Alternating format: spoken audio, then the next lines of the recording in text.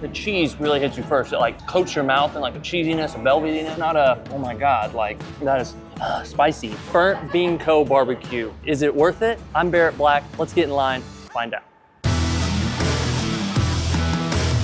It's a beautiful space. I've seen pictures of it for many years, and I think they did an excellent job of kind of being old, but new, classic, but unique. It's well air conditioned, so I'm thankful for that, especially in Texas and even the morning heat.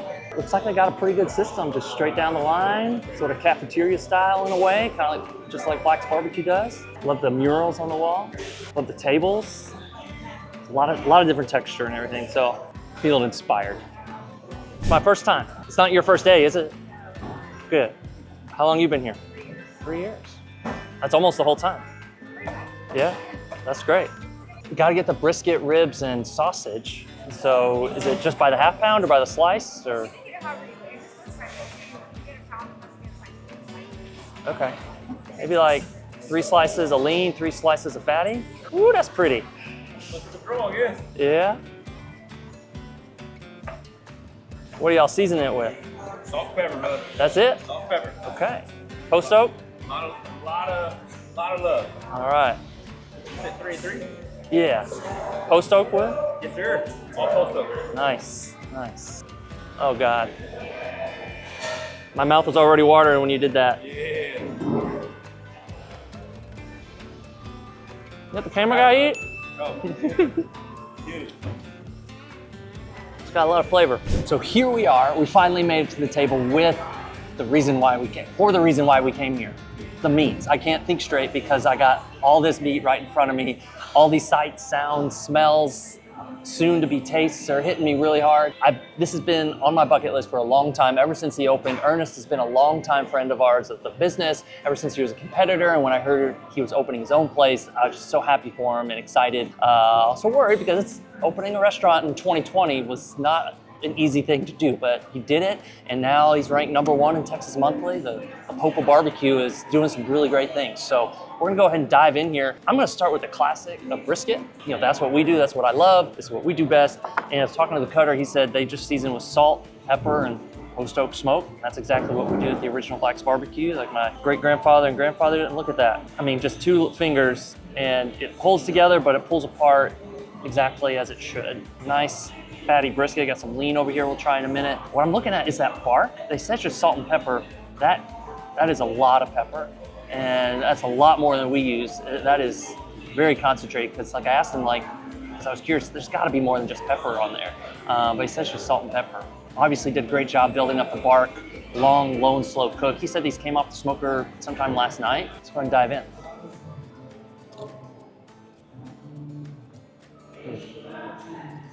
That pepper hits you up, boom, right off the bat. Not in a bad way. It's not like, oh my God, that's spicy.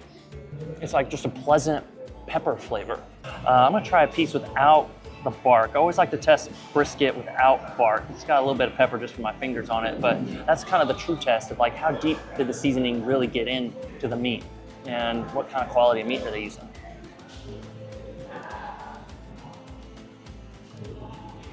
Even without any bark, that's still really great. Still an excellent bite. You can tell they're using prime brisket. Got a ton of juiciness, marbling still in it, even without any of the bark or the extra fat of the fatty flavor. Lean slices right here.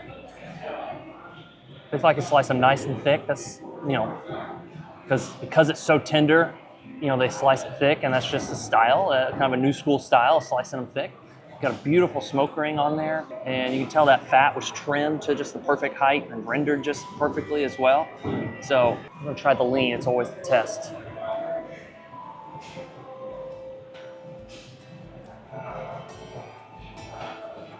It's different from the fatty, of course, but it takes you on a journey.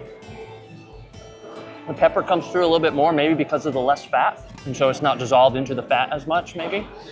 But it's still not overpowering, it's not spicy, but you can tell it's peppery. I'm excited, they call it the El Cinco sausage. I think they said I can't remember what type of cheese, but it's, I think, poblano peppers and a type of cheese. But first we're gonna try the all beef sausage. Something I've been thinking about playing with at the Original Blacks, because our sausage is about 90% beef, 10% pork, the beef coming from our brisket. but they said this is all beef, which is gonna be a little bit drier, a little bit different texture. You can tell they got a little bit finer grind on there, but it looks like just kind of like salt, pepper. Not sure what else is in there, but kind of a nice kind of tight grind on there.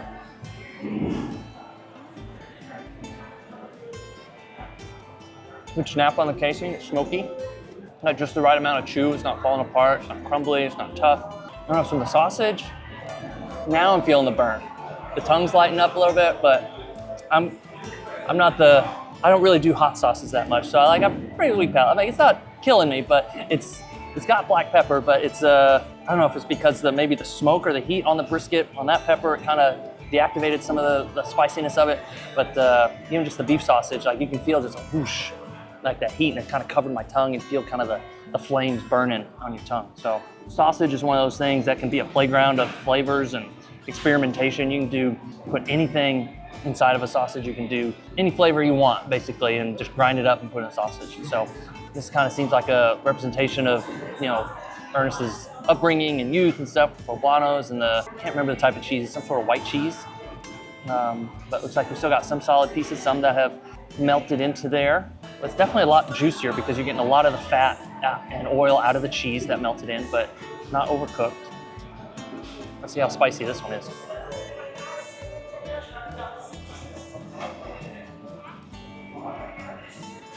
The cheese really hits you first. It like coats your mouth in like a cheesiness, a velvetiness. It's got really great flavor. It's definitely prominent.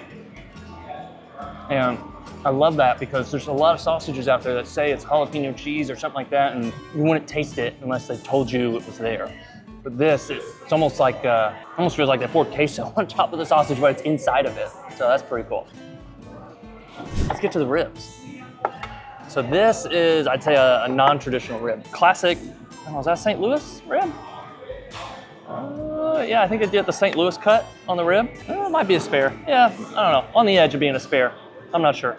Anyways, they're pretty much the same thing. And I love is they found some really meaty spare ribs. I mean, depending on your supplier, you can kind of be hit or miss, like how much meat is actually left on the bone, because this is really close to the belly, and some of the butchers and packing houses, they'll scrape a lot of the meat off spare ribs so that they get more meat on the bellies and stuff. And what they've got here is really tall meat, gives you plenty of time to get a lot of smoke ring and flavor. They said this is salt and pepper, but they add some sort of sugar or water or something on top of it.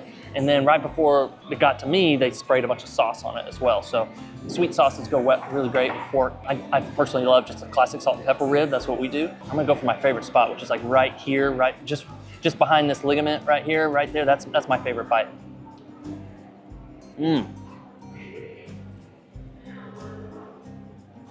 It's tender, sweet, hits you first, but it's not like a honey sweet, or it's like gross, like too much sweet.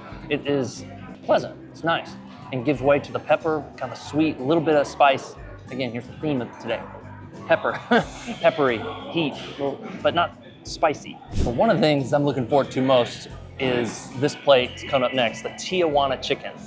Because I personally love to take old school techniques that my great-grandfather started, my grandparents perfected, put a new spin on it, and do different things with it. And Ernest is created something beautiful here. I haven't tried it yet, but he's blended like Mexican flavors with Central Texas barbecue flavors with chicken, and I mean just their team crafted something beautiful here with the colors, the textures. I mean, chicken, a perfectly smoked chicken is beautiful on its own with that golden skin, crispy.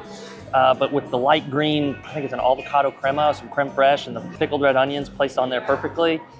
David and Ernest, your team is doing excellent, presenting everything just perfectly. I mean, this is a work of art right here that I'm gonna feel a little bit bad about digging into. Say that for later.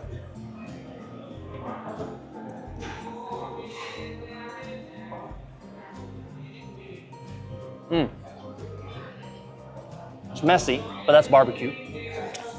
I don't know how to describe that. It's not peppery, it's not sweet.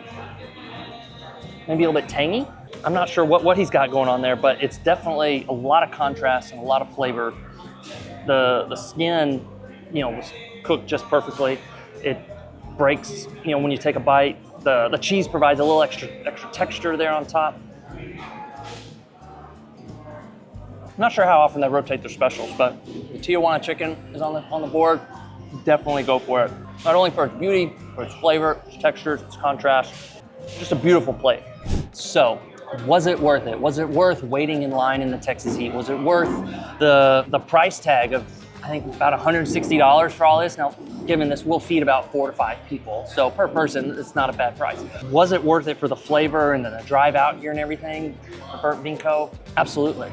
It's a beautiful place filled with beautiful people who took really great care of us. They were patient with us. They answered our questions. You make friends standing in line. Seguin is a beautiful city, so absolutely Burnt Bean Co. is worth it. But where should we go next to see, is it worth it? Make sure you're subscribed, comment below where you think we should go next to try some really great barbecue, because my favorite is what my grandparents do, the original Black's barbecue, but I'm open-minded to other places. Everybody's doing something different. Let us know, guys. Love y'all.